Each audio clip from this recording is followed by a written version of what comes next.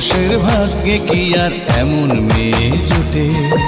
একটু দেখা হয়, একটু পরিচয়, তারপরেই তো কোনো কিছু ভাল লাগে না মোটে। সব পুরুষের ভাগ্যে কি আর এমন মেয়ে জোটে?